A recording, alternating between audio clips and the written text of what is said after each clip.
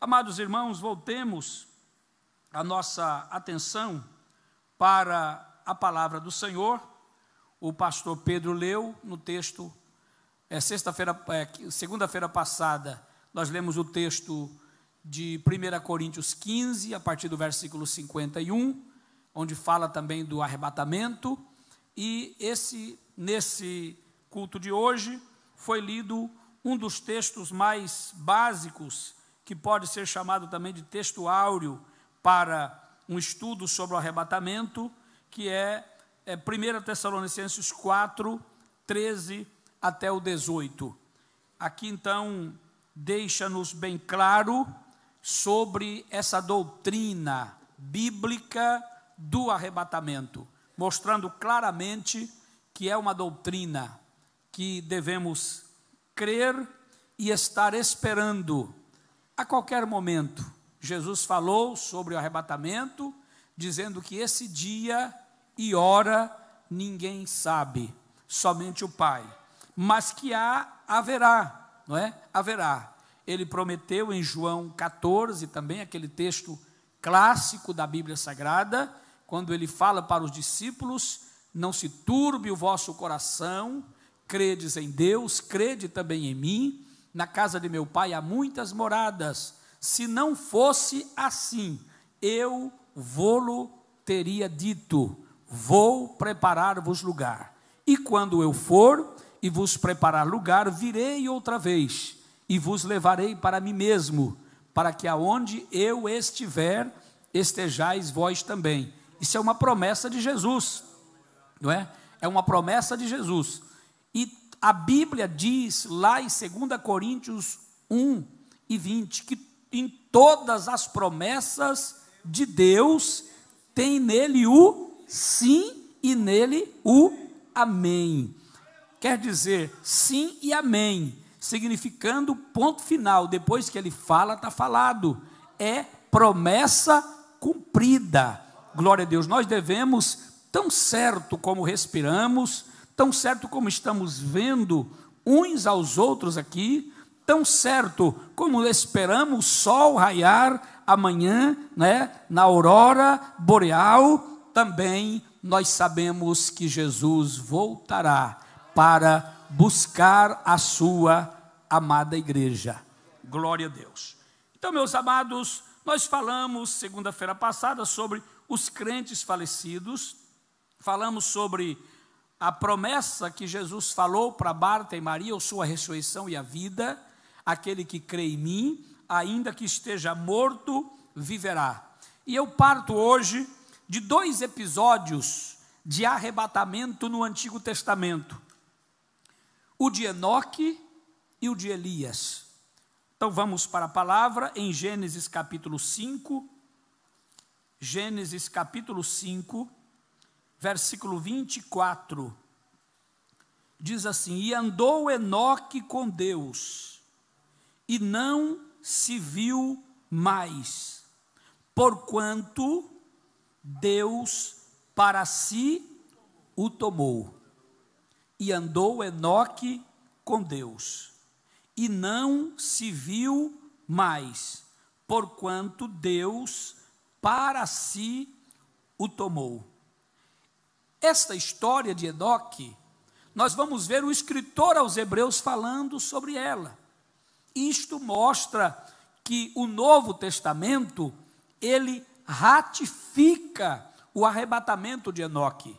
Em Hebreus, no capítulo de número 11, e o versículo 5, em Hebreus 11, 5, diz assim: pela fé, Enoque foi trasladado, para não ver o quê?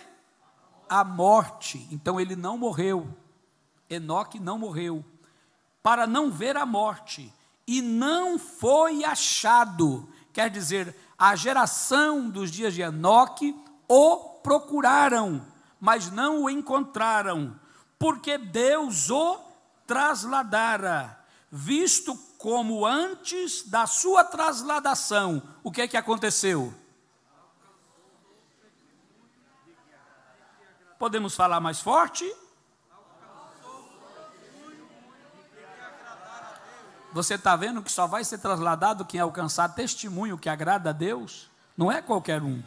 Disse que ele foi trasladado porque ele alcançou testemunho de que agradar a Deus. Então nós vemos primeiramente o arrebatamento ou a trasladação de Enoque. O segundo caso do Antigo Testamento é o de Elias. No segundo livro dos Reis, no capítulo de número 2, e o versículo 11, 2 e 11 do segundo livro dos Reis. E sucedeu que indo eles, andando e falando, eles quem? Eliseu e Elias, os dois estavam juntos, andando e falando. E eis que um carro de fogo, com cavalos de fogo, os separou um do outro, e Elias subiu ao céu num redemoinho. Mais um caso, são dois casos aqui de arrebatamento. Elias subiu para onde? Aos céus, e Elias subiu ao céu num redemoinho. Estavam os dois andando, Eliseu e Elias. Elias já tinha dito para Eliseu que ia ser levado, porque Deus já tinha avisado a Elias que ele ia ser trasladado, e Eliseu fez aquele pedido, né, que quero a porção dobrada do teu espírito sobre mim. Ele disse, pode acontecer se você me vir subir. Então teria que ficar com os olhos muito atento, com todos os seus sentidos atento naquilo que ia acontecer. E ele viu quando chegou aqueles carros e cavalos de fogo, separando um do outro, e aqui, naquele redemoinho, naquele vento, Elias subiu, e a capa de Elias caiu para Eliseu. Mas nós estamos frisando aqui o quê? O arrebatamento de Elias. Então esses dois episódios de arrebatamento nos dá segurança bíblica ainda maior para pregarmos com muita convicção que Jesus arrebatará a sua igreja da terra. Isso vai ser no momento, não é? No momento, como foi, nós citamos aqui, citado por Paulo, será no momento, num átomo, não é? Esta palavra átomo é uma palavra indivisível, né? Milésima, uma parte que não se pode dividir, não tem como dividir. Então, é um momento, muitos vão ficar esfregando os olhos, porque ele vai entrar em choque, porque eu disse que muitas pessoas vão estar pagando para alguém e aquela pessoa vai desaparecer, não é? Ou então o pagador vai desaparecer, o dinheiro vai ficar no ar, não é? E as pessoas vão ficar esfregando os olhos. O que aconteceu? Foi o arrebatamento, e isto está na palavra de Deus. E nós vivemos todo o tempo, quando a gente vai dormir dizendo, Jesus pode vir esta noite. A gente acorda, Ele pode vir este dia, porque está na palavra, e nós não sabemos quando vai ocorrer. Também outro episódio interessante, quero que os irmãos acompanhem comigo, no Evangelho segundo escreveu Lucas, capítulo 9. Evangelho segundo escreveu Lucas, capítulo 9, a partir do versículo 28, quando nos fala ali do Monte da Transfiguração. Monte da Transfiguração. Nós vamos ver aqui, como nos diz o pastor Lourenço Olson. Pastor Lourenço Olson, ele foi um dos escatologistas muito conhecido, que muito nos ensinou nos anos 70, 80, e os livros dele nos ensinam até hoje. O mais famoso deles, O Plano Divino através dos séculos. E o pastor Lourenço Olson, ele diz que vê no Monte da Transfiguração como uma espécie de ensaio do arrebatamento. Ele chama ensaio do arrebatamento. Por quê? Primeiro, nós vamos ver Cristo, que Cristo está aqui nesse texto exatamente no estado glorioso, que será o seu estado quando ele voltar para buscar a sua igreja. Então nós vamos ver Jesus como a Bíblia diz aqui, que eles estavam orando, e estando ele orando, versículo 29, 8 ou 9, 29, transfigurou-se a aparência do seu rosto, e as suas vestes ficaram como? Brancas e muito resplandecentes. Então este aspecto aqui, é o aspecto, aquele mesmo aspecto que João vê Jesus lá em Apocalipse 1, a partir do versículo 13 ao 16. O Cristo glorioso. Eles viram Jesus aqui no Monte da Transfiguração, exatamente como Cristo vai descer. Não vai ser aquele Cristo humanizado, não. Aquele Cristo que a mulher samaritana olhou para ele e disse: como sendo tu judeu, não é? Pede a mim de beber, que sou mulher samaritana. Teve um lugar lá que os judeus falaram: você não tem nem 50 anos. Quer dizer, Jesus estava tão desfigurado que Jesus tinha 30 e poucos anos, ele achou que tinha 50, né? Tu não tem nem 50 anos e diz que conhece Abraão. Quer dizer, eles deram quase 20 anos a mais para Jesus, não é? Quase 20 anos a mais para Jesus, porque Jesus era um homem, a Bíblia diz, de dores e experimentado nos trabalhos. Jesus, ele trabalhava muito. Existe, lógico, a tradição que diz que Maria ficou viúva e Jesus, como filho maior, trabalhou desde muito novo, por isso que foi chamado de carpinteiro de Nazaré, né? Foi chamado de carpinteiro. Então, meus irmãos, mas aqui quando ele voltar, ele não vai vir desta forma, ele vem glorioso. A Bíblia diz que ele transfigurou a sua aparência. Então, primeira coisa, Jesus, ele se apresenta aqui no Monte da Transfiguração, glorioso. Segundo, aí nós vemos dois tipos de pessoas que estão falando com Jesus. Quem são eles? Moisés e Elias. Eu pergunto, quem dos dois aqui morreu? Quem foi que morreu? Moisés. A Bíblia diz que Moisés subiu ao monte por ordem de Deus, e lá morreu, e Deus o sepultou. Ninguém sabe até hoje aonde está a sepultura de Moisés. Deus fez assim para evitar idolatria, não é? Para evitar idolatria. Ninguém sabe onde está o corpo de Moisés. Mesmo assim, tem uma igreja construída lá em cima do monte, não é? Aonde dizendo, foi aqui que Moisés foi enterrado.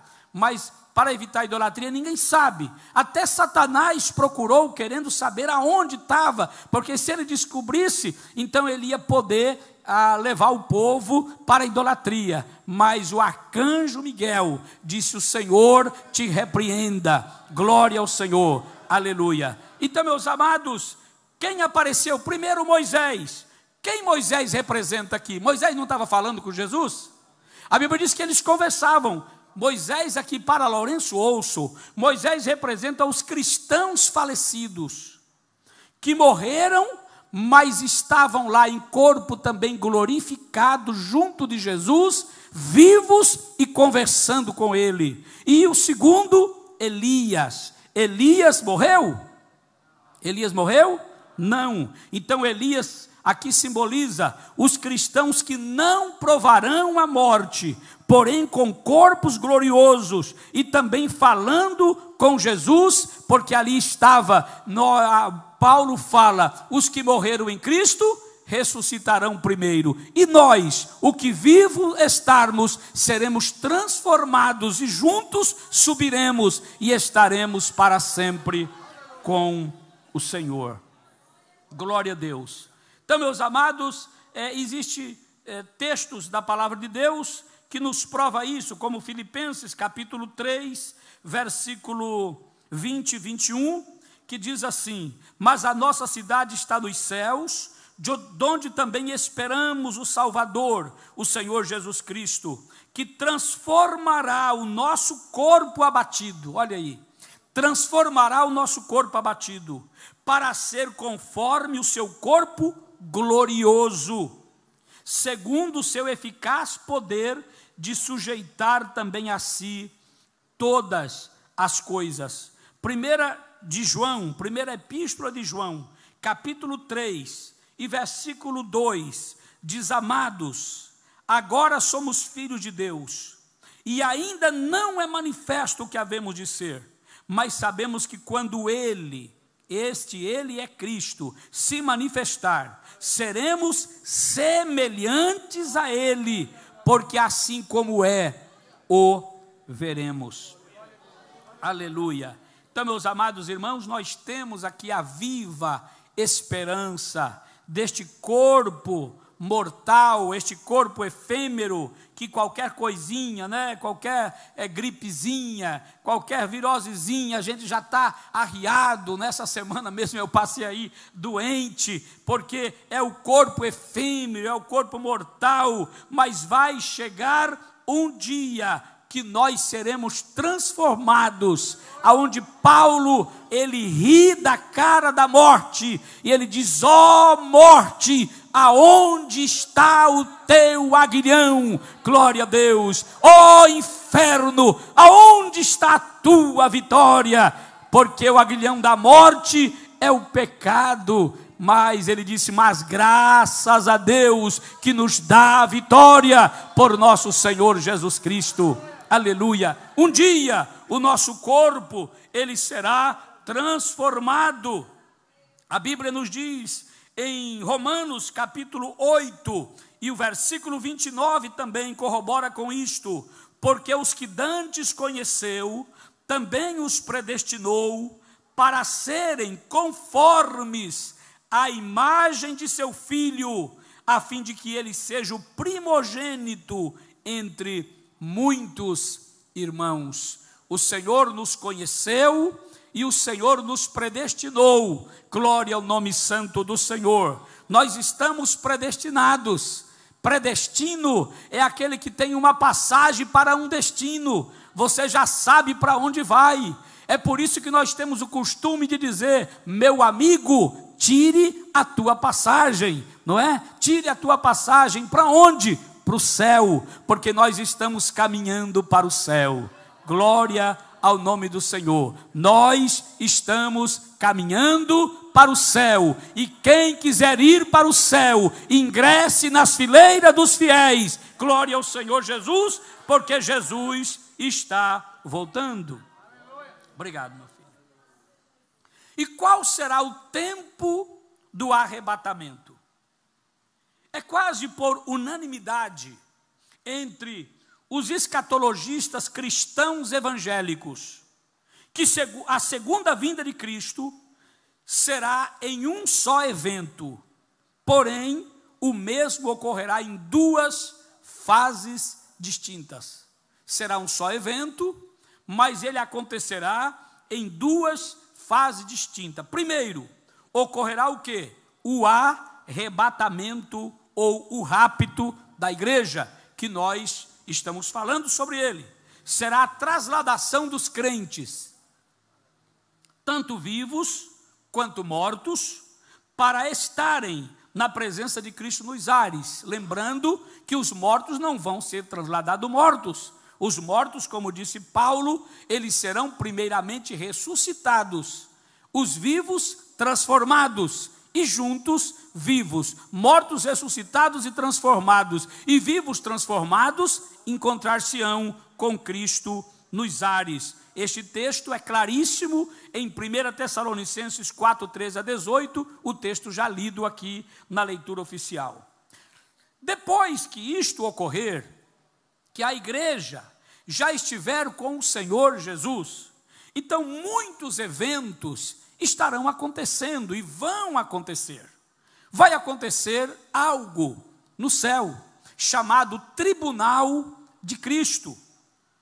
Após o rapto, haverá um período de tempo, que esse período, segundo os melhores escatologistas, eles podem durar até 7 anos, o qual terá lugar o juízo ou julgamento da igreja. E a igreja vai ser julgada, não vai ser julgamento de pecados, porque os pecadores, aqueles que estiverem vivendo uma vida de pecado, eles não vão subir. Já foi dito que Enoque foi trasladado, porque ele alcançou o testemunho de que agradara a Deus. Então, uma maneira de aguardar o Senhor é viver uma vida pia e santa, não é? Por isso que a Bíblia diz: nós que temos essa esperança, devemos aguardar o Senhor em santidade para a sua vinda. O apóstolo Paulo fala que tanto o espírito, como a alma, quanto o corpo, deve ser mantido irrepreensível para a vinda de nosso Senhor Jesus Cristo. Tem igrejas hoje que prega que basta o espírito estando sadio, o corpo não tem problema. E finalmente hoje existe teologias e teologias, mas nós ficamos com a palavra: espírito, alma e corpo conservados irrepreensível para a vinda de nosso Senhor Jesus Cristo. Então a igreja não vai passar por julgamento de pecado, não. Isto aqui, o chamado tribunal de Cristo, é onde os crentes, eles receberão o quê? Galardões. Das mãos de quem? Do Senhor. Vamos ver isso na Bíblia. Então, 2 Coríntios, capítulo número 5, versículo 10. Vamos para esse primeiro texto.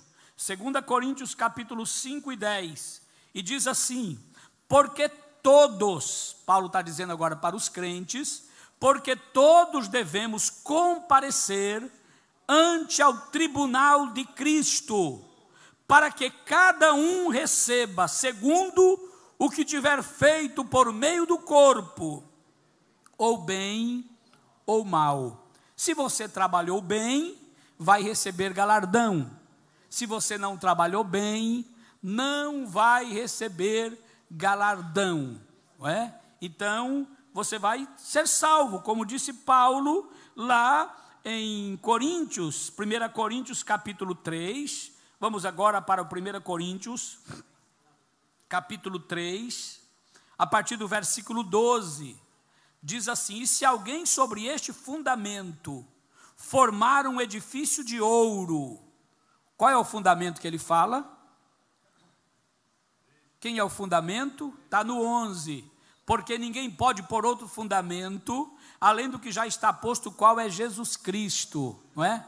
Tem uma igreja por aí que o fundamento é Pedro, mas a nossa igreja, o fundamento é Jesus, viu? O fundamento é Cristo, não é Pedro, não, de forma alguma. Paulo é bem claro, e o próprio Pedro, ele diz também lá no capítulo 2 da sua primeira carta, que a pedra da esquina é Cristo, não é ele, é Cristo. Mas tem igrejas fundadas em cima de homens. As igrejas que se fundam em cima de homens, elas naufragam, elas trincam, elas caem. Mas a igreja do Senhor Jesus Cristo, aquela que ele disse: sobre esta pedra edificarei a minha igreja, sobre o testemunho de Pedro, sobre a palavra que Pedro disse, ele disse: as portas do inferno não prevalecerão contra ela. Não prevalecerão contra ela. Então vamos lá, 3 e 11, porque ninguém pode pôr outro fundamento, além do que já está posto, o qual é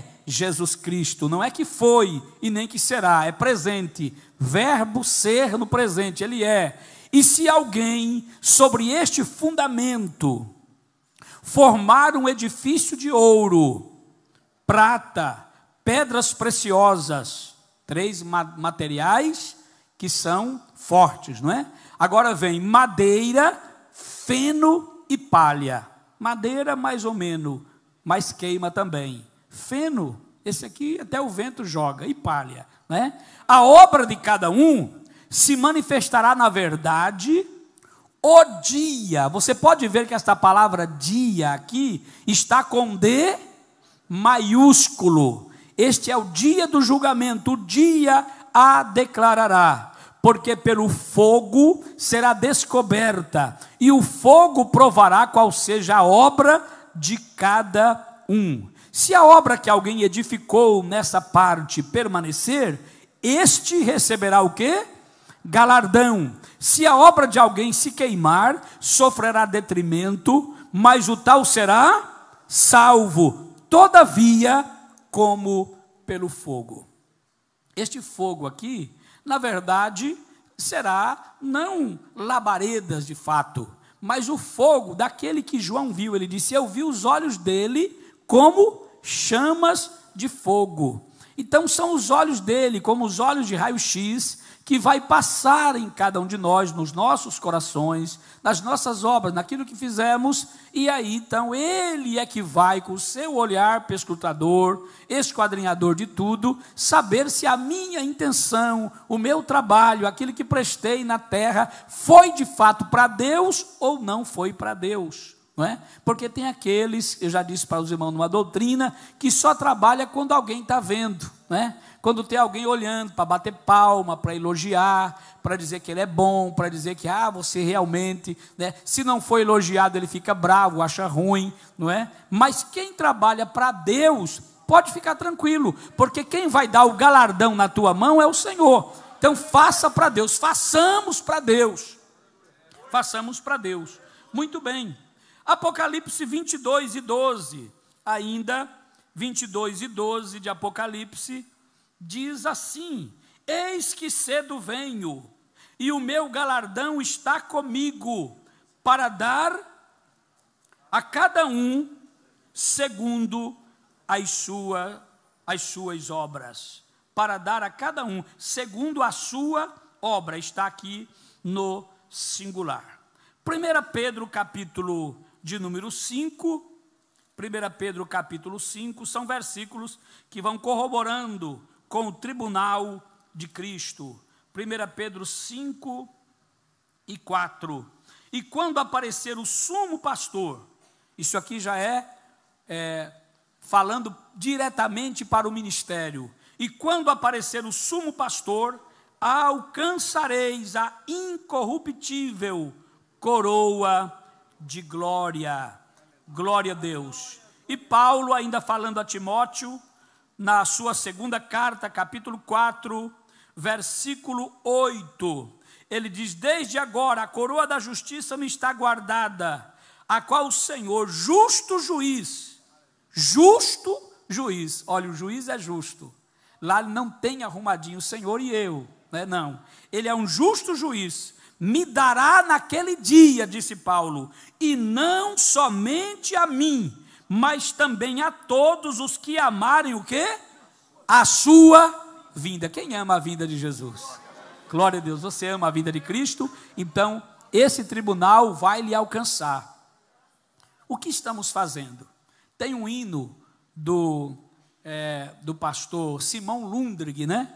O hino 16. Posso, tendo as mãos vazias, com Jesus me encontrar. Quantas almas poderia ao Senhor apresentar?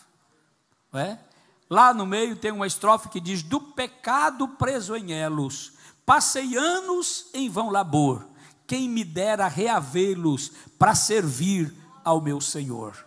Então veja bem, meus amados irmãos, que o trabalho do crente, o crente ele é salvo, não apenas para ser salvo, não, ele é salvo para ser um trabalhador na obra do Senhor. Muito bem, vai estar acontecendo o tribunal de Cristo, mas vai acontecer outro evento ainda com a igreja. Qual é ele? As bodas do Cordeiro.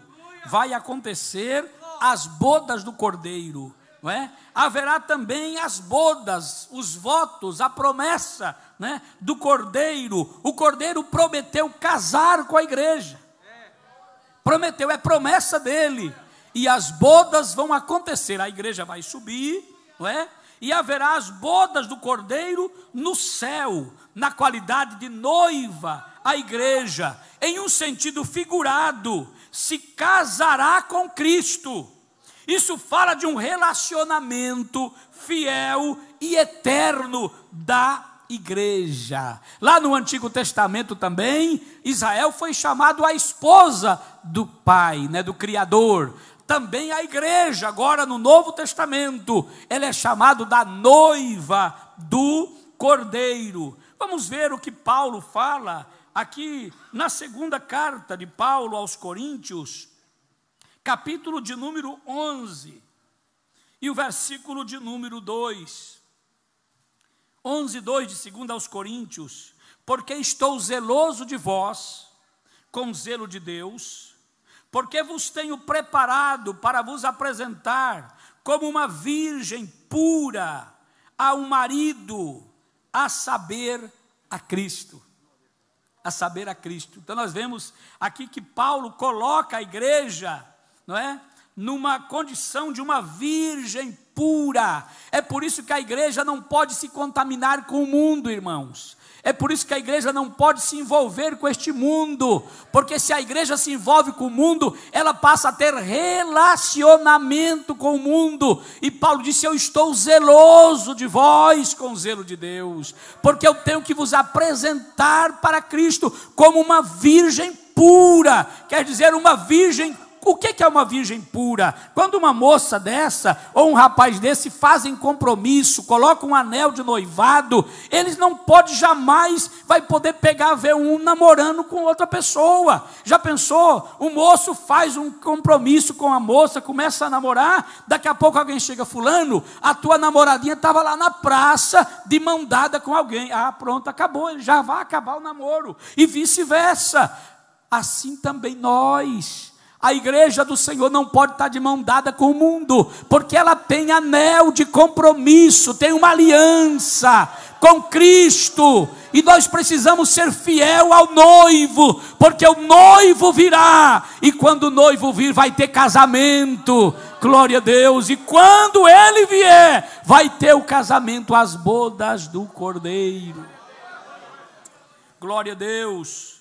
Efésios capítulo 5, o apóstolo Paulo também, ele fala para nós, a partir do versículo 22, quando ele vai falar sobre os deveres domésticos, ele também compara, aqui lá no versículo 25, ele diz: vós maridos, amai vossa mulher, como também Cristo amou a igreja, e a si mesmo se entregou por ela, para a santificar, purificando-a com a lavagem da água pela palavra, para a apresentar a quem?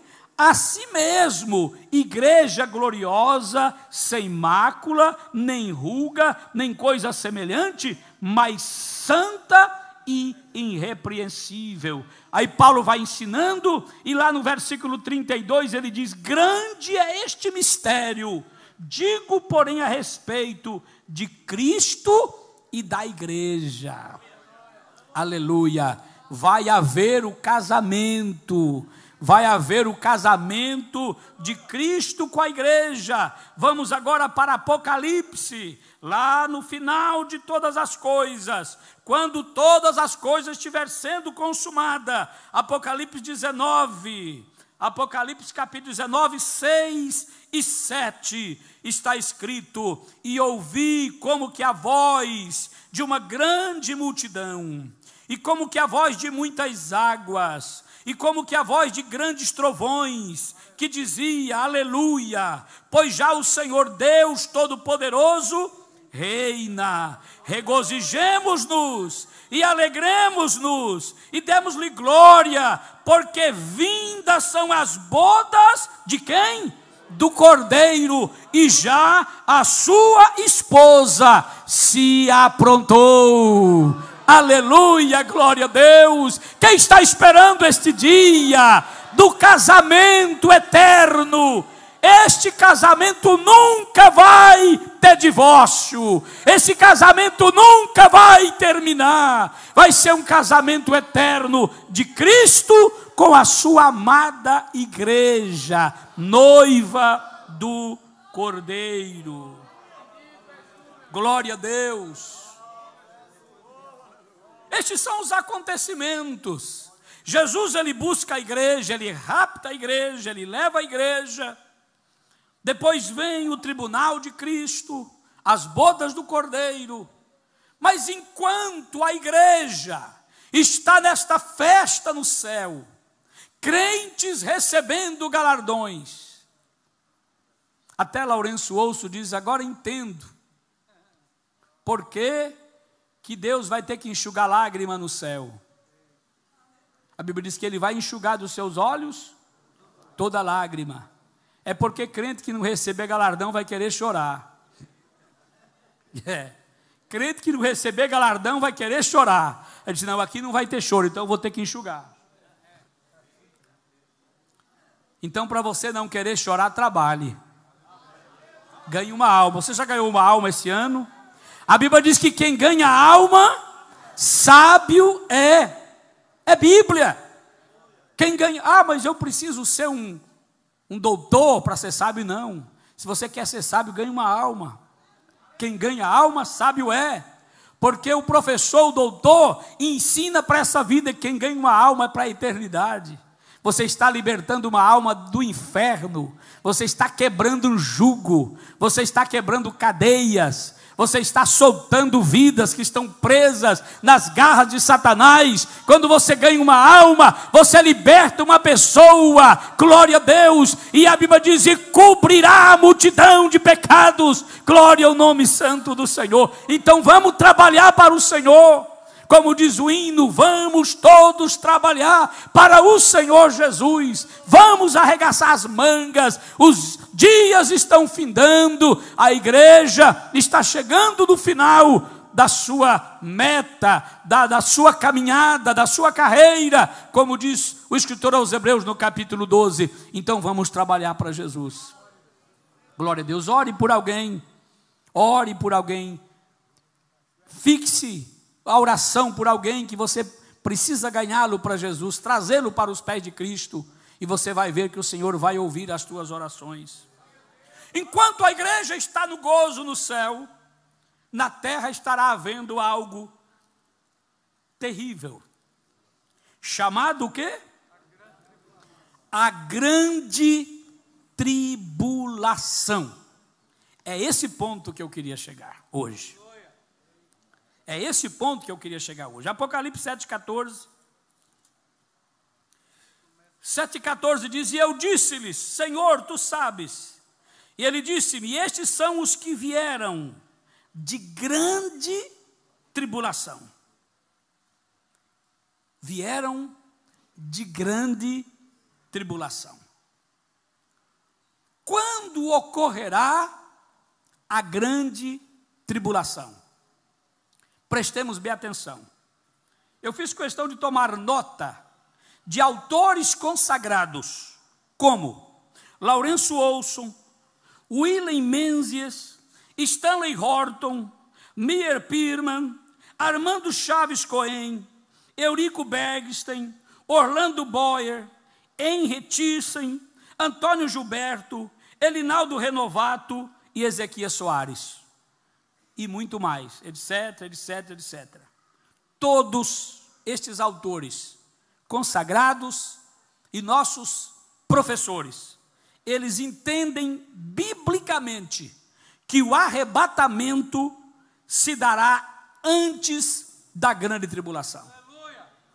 Eles entendem que a grande tribulação virá após a igreja ser raptada, trasladada, tirada com força da terra.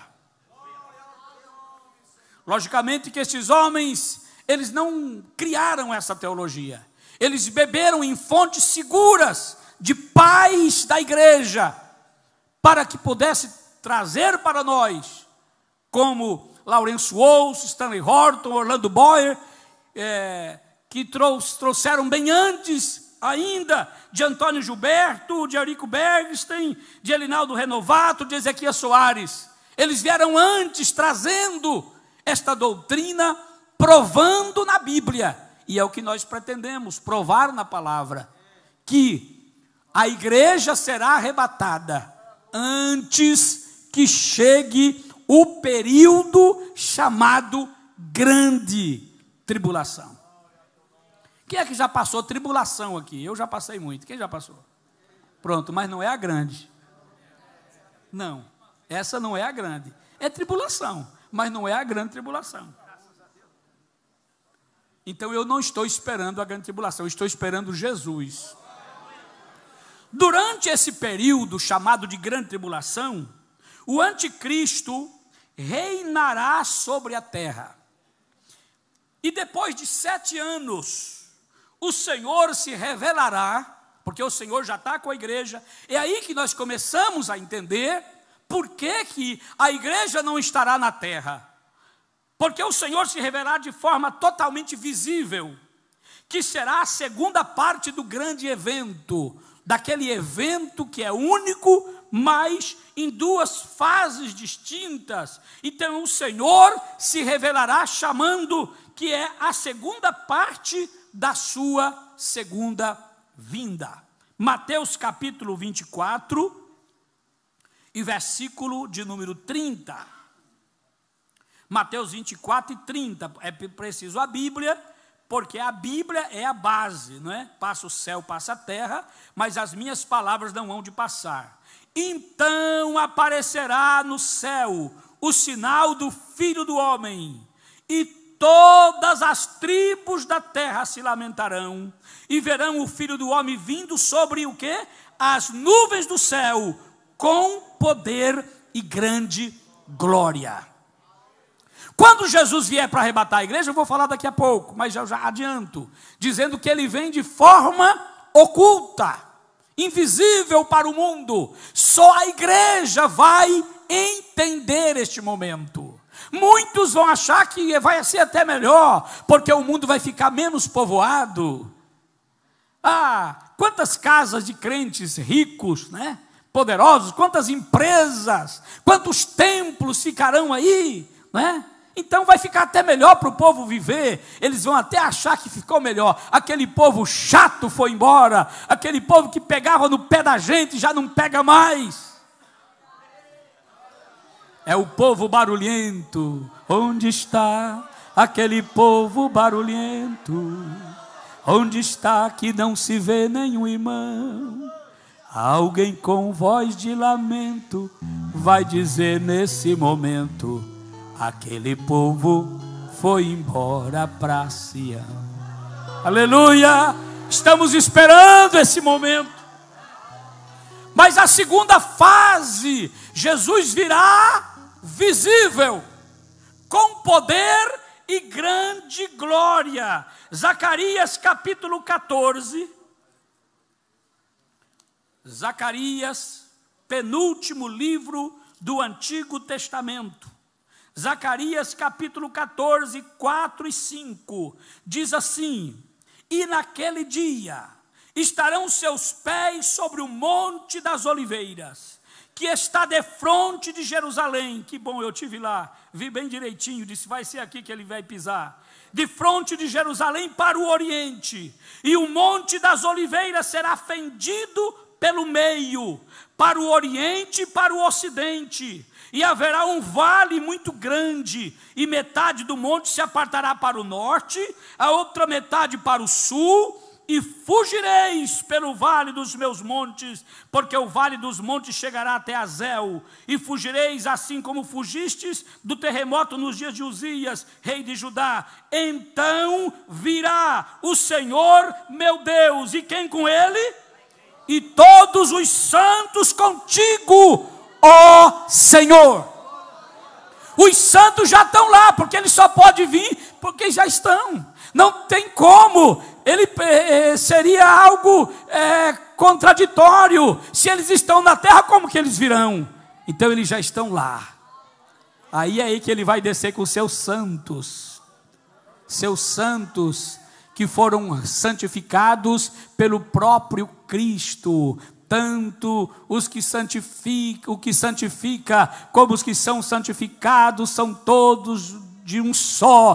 Por isso não se envergonha de os chamá-los de irmãos. Glória a Deus. Então, meus amados, nós vemos aqui, vamos Colossenses capítulo 3, 4.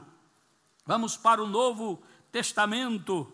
Colossenses 3, 4. Diz assim: quando Cristo, que é a nossa vida, se manifestar, então também vós vos manifestareis com ele em glória.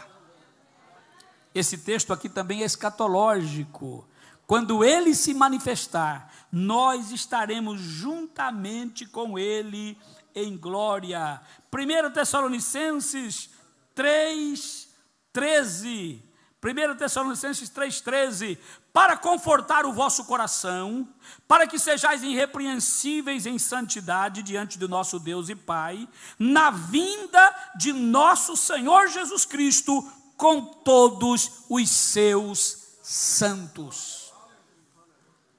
Irmãos, são inúmeros textos que falam sobre isto. Judas 14, aonde Enoque, aquele Enoque que nós falamos sobre ele, não é? Que foi trasladado para não ver morte.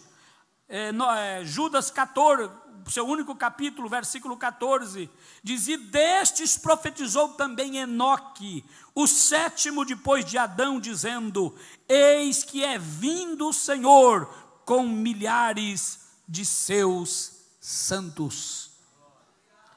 Então nos mostra que será o momento que Cristo, ele vai se manifestar em glória. Será a sua manifestação com poder e grande glória a quem? A Israel e as nações em todo o mundo.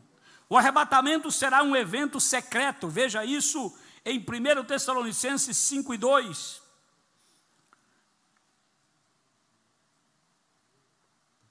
1 Tessalonicenses capítulo 5, versículo 2, o arrebatamento será um evento secreto. Diz: porque vós mesmos sabeis muito bem que o dia do Senhor virá como o ladrão de noite. Ladrão vem fazendo barulho. Quando o ladrão quer roubar, ele vem oculto. Não é isso? O ladrão, ele vem ocultamente, quando ninguém sabe. Você entra em casa, muitas vezes nem sabe que foi roubado. Aí entra lá, aí quando chega no quarto, diz: rapaz, deixei meu celular aqui, cadê? Aí foi embora. E tem uma coisa: ladrão não vai para roubar lata de lixo. Você nunca vai ver um ladrão futucando a lata de lixo, não. Quem vai na lata de lixo é gato, cachorro, não é?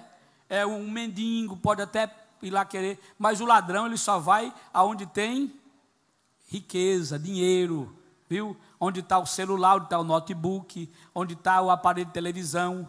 Também o Senhor não vem buscar lixo, não. Ele vem buscar um povo especial, zeloso e de boas obras. Para subir, tem que estar preparado com o Senhor. Então será um evento que o arrebatamento será secreto, enquanto a revelação, ela será visível e amplamente divulgada. Veja, Apocalipse, capítulo 1. Apocalipse, capítulo 1, e versículo 7. Olha esse texto aí. 1:7 diz assim: eis que vem com as nuvens, e todo olho o verá, até mesmo os que traspassaram, e todas as tribos da terra se lamentarão sobre ele. Sim, amém, ele vem. Glória a Deus. Esse sim, amém, irmãos, é a marca registrada das promessas de Deus. Todo olho verá. Esse povo que hoje bate no peito, alguém diz assim: por que é que os crentes não defendem a fé deles como os islamitas defendem, né? Que pega em arma, que faz isso? Não, não precisa. Um dia, todos estes que se acham, que se gabam, que fala contra Deus, que fala contra Cristo, que se levanta contra o povo de Deus, contra o Evangelho, não se preocupe não. Um dia esse povo vai estar tudo de cabecinha baixa, chorando, tremendo, batendo as pernas um no outro, igual aquele rei lá do tempo de Daniel, né? Batendo o joelho no outro assim, porque tinha uma mão escrevendo a sentença dele na parede. Um dia esse rei vai se apresentar e todo olho da terra vai ver. E o bom é que a igreja vai estar descendo com ele. Aleluia. Jesus disse: vós que agora chorais, depois vocês vão rir. Glória a Deus. Vale a pena chorar nos pés do Senhor.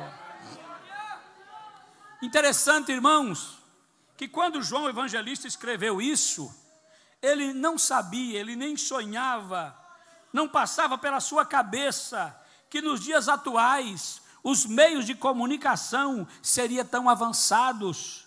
Hoje, o que se passa nas ilhas mais desérticas, mais longínquas do planeta, em seguida todo o planeta Terra já está sabendo. Inclusive, o que passa nos outros planetas, nós já estamos sabendo. Imagina quando Jesus descer. Todo olho verá. Todo olho. Está aí, irmãos, a preparação da internet, de todos os meios de comunicação, para que todo olho veja. Mas o que é aquilo? O que está acontecendo? É o rei que está descendo com a sua igreja, aleluia, e o mundo agora sim vai entrar em polvorosa, o mundo agora vai entrar em pânico, porque não é segredo mais, aquele que os crentes pregavam que ia vir, está descendo para julgar todas as nações. Aleluia. Em Apocalipse capítulo 19. Vamos para Apocalipse 19. Versículos 8. Versículos 8 diz: E foi-lhe dado que se vestisse de linho fino, puro e resplandecente, porque o linho fino são as justiças dos santos. E 14, e seguiam-no os exércitos que há no céu, em cavalos brancos e vestidos de linho fino, branco e puro. Estes santos reinarão com Cristo durante o período que virá depois da grande tribulação, chamado o milênio, 1000 anos de paz. Nós sabemos, meus amados irmãos, que há pelo menos 3 vertentes de crenças quanto à grande tribulação e o arrebatamento da igreja. Há aqueles que são chamados midi-tribulacionistas, que creem que a igreja será arrebatada no meio da grande tribulação. Há também os chamados pós-tribulacionistas, que são aqueles que entendem que a igreja vai passar por toda a grande tribulação. E lá no final, ela será arrebatada. E aí dentro tem grandes nomes no cenário nacional que creem dessa forma, não é? Nós não cremos assim. Nós somos chamados de pré-tribulacionistas, pois cremos que a igreja do Senhor será levantada da terra antes que chegue esse grande e terrível dia do Senhor. Eu vou dar só um texto primeiramente lá no Antigo Testamento. Abra a tua Bíblia em Malaquias capítulo 4.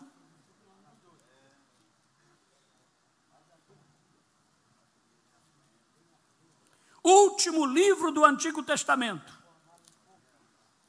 Malaquias capítulo de número 4, versículos 1 e 2 diz assim: Porque eis que aquele dia vem ardendo como forno, todos os soberbos e todos os que cometem a impiedade, que é pecado, né? Serão como palha.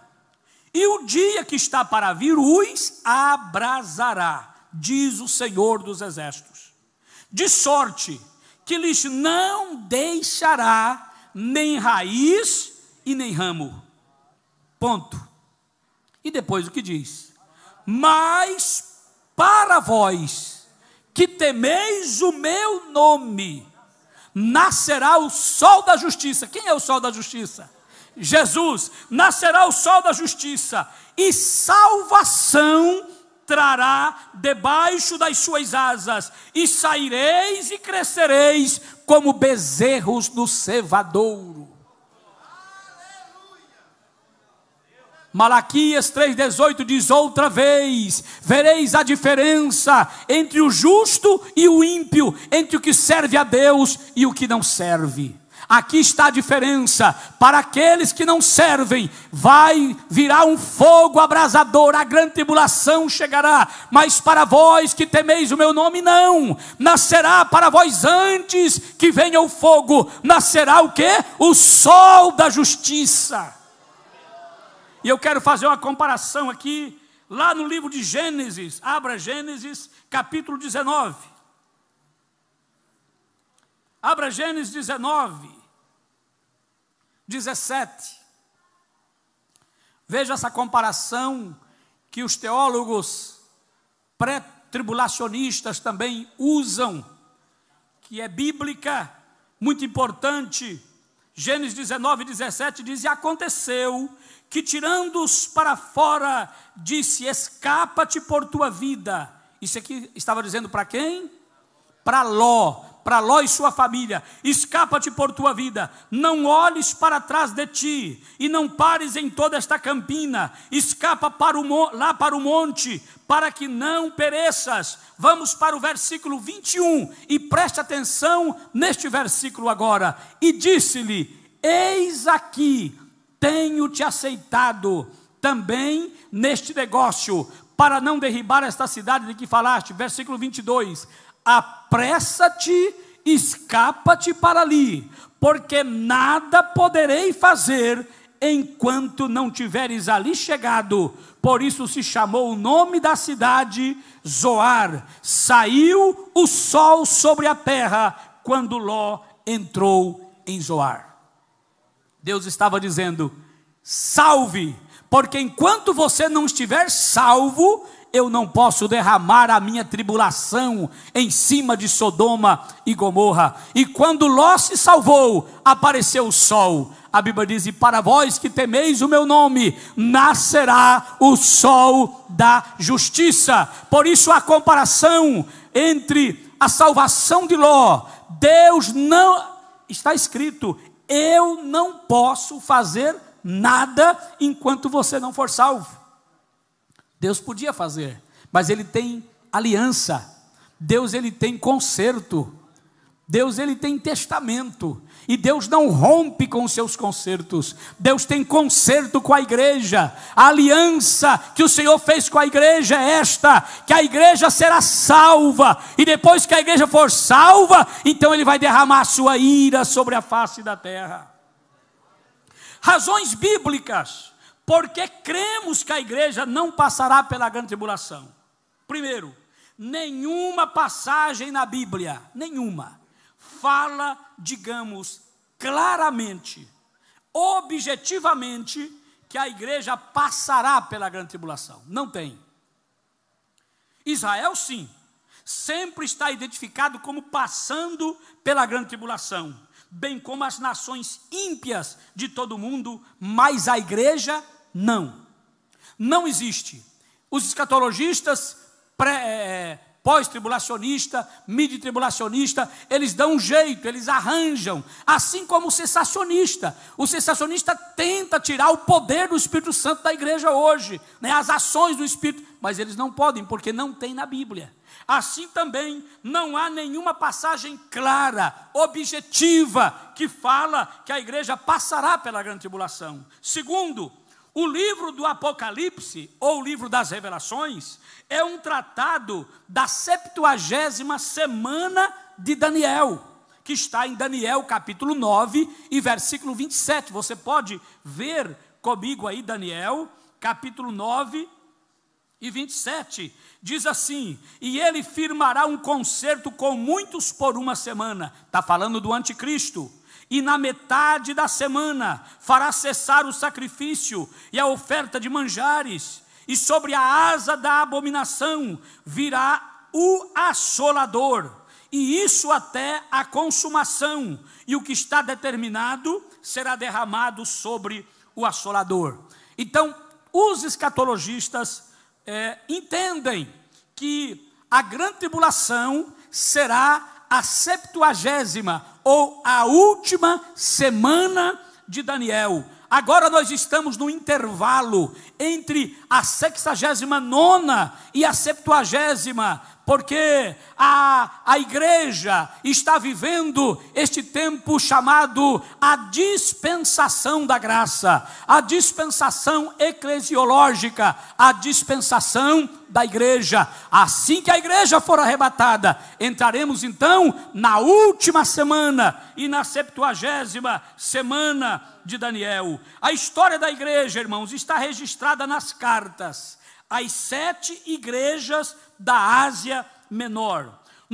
Nos capítulos 2 e 3 de Apocalipse, representa então aqui a história universal da igreja do Senhor Jesus, desde a sua inauguração no dia de Pentecostes até o rapto, desde o dia que a igreja foi inaugurada até o rapto, está ali naquelas cartas das 7 igrejas da Ásia. A partir do capítulo 4 de Apocalipse, então, começou a revelar o que aconteceria. Você pode ver que o capítulo 4, ele começa com a expressão, depois destas coisas. Depois destas coisas. E o que nós entendemos através dos nossos mestres, esse depois destas coisas? Nós entendemos depois do período da igreja. Os capítulos 9 a 19 descrevem o período da grande tribulação. É interessante, irmãos, e significativo. Você que é leitor da Bíblia, você que lê a palavra, você que gosta do livro de Apocalipse, é interessante e significativo você ler, e você não vai encontrar nestes capítulos a igreja. Não, a igreja não é mencionada nenhuma única vez, do capítulo 9 ao capítulo 19, a não ser quando chega lá nas bodas do Cordeiro. Mas a igreja já está com ele na glória, não é? Já está na glória, então ela não é mencionada. Em Apocalipse capítulo 19, ou melhor, no capítulo 4 de Apocalipse, nós vamos encontrar o que? 24 anciãos, sentados sobre o trono, em volta do trono de Deus, como representante da igreja arrebatada, que já receberam seus galardões e que já estão sentados com Cristo no trono, porque ele prometeu: quem vencer sentará comigo no meu trono, assim como eu venci e sentei com meu Pai no seu trono. Em Apocalipse 19, 4 a 8, vemos a igreja voltando com Cristo à terra para reinar. Naturalmente, para poder voltar, seria necessário primeiro a igreja estar com Cristo.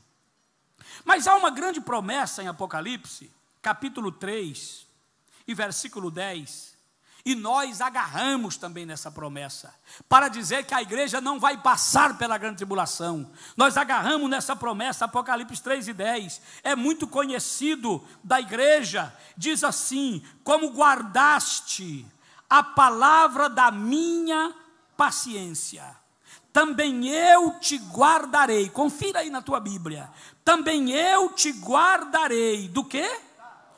Da hora da tentação, que há de vir sobre todo mundo. É importante vermos que não é uma tentação para uma cidade, como alguém diz: não, isso aqui aconteceu com uma cidade. Não, a tentação que há de vir sobre todo mundo, para tentar os que habitam na terra.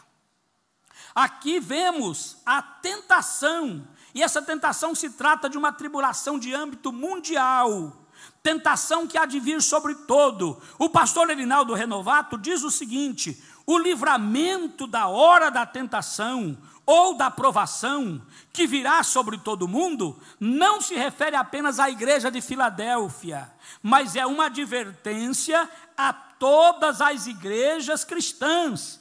A Bíblia diz: quem tem ouvidos, ouça o que o Espírito diz às igrejas. Apocalipse 3, 13 e 22. Continua ele: a igreja não estará mais na terra quando começar a grande tribulação. Diz ele: a igreja passará apenas pelo princípio das dores. Mateus capítulo 24, Aí podemos ler 24 e 8 de Mateus.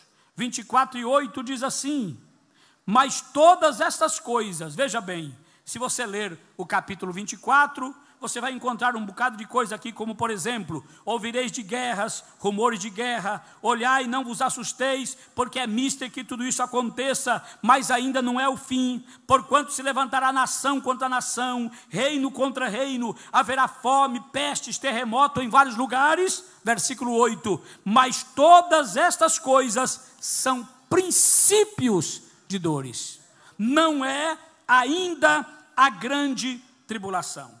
A grande tribulação, irmãos, será um período de 7 anos de sofrimento jamais visto e sem nenhum parâmetro jamais ocorrido em todo o mundo. Eu vou ler somente um versículo para os irmãos verem, meus amados, como será a grande tribulação. Apocalipse capítulo 12 e versículo de número 12, diz assim: pelo que alegrai-vos, ó céus, e vós que neles habitais. A igreja já está lá. Ai dos que habitam na terra e no mar, porque o diabo desceu até vós e tem grande ira, sabendo que já tem pouco tempo. Você já imaginou? O diabo trabalha na terra hoje? O diabo trabalha ou não trabalha? Trabalha e muito. A Bíblia diz que o mundo jaz no maligno. Mas ele não está na terra ainda não. Ele está nas potestades por aí. Mas aqui na grande tribulação, a Bíblia diz que o diabo, ele vai descer na terra. Ai de vós que habita na terra e no mar, porque o diabo desceu até vós, e ele está irado, porque ele sabe que o tempo dele é curto, é pouco tempo. Então, irmãos, isso demonstra para nós a grande tribulação. Eu não vou me adiantar mais, até porque um tempo desse eu também já estou cansado, não é? E a igreja também, logicamente, vai também ficando cansada, porque é tempo já que estamos aqui falando. Mas eu não concluí, porque eu preciso concluir ainda sobre esta grande tribulação e por que nós cremos que a igreja será arrebatada antes da grande tribulação. Eu comecei apenas falando sobre ela e quero me aprofundar ainda mais, mostrando para que os nossos vídeos, as nossas palestras, elas possam alcançar a todo o nosso povo, a todos os nossos obreiros, mostrando na Bíblia que a igreja do Senhor, ela não passará pela grande tribulação. O que nós estamos passando agora, a tribulação que nós passamos, Paulo chama de leve e momentânea tribulação. Leve e momentânea tribulação. Não é nem uma unha do que será a grande tribulação. A grande tribulação virá, mas não virá para a igreja. A grande tribulação não será para o salvo. O salvo está esperando a vinda do Senhor. Quem está esperando? A vinda de Cristo. Glória ao nome do Senhor.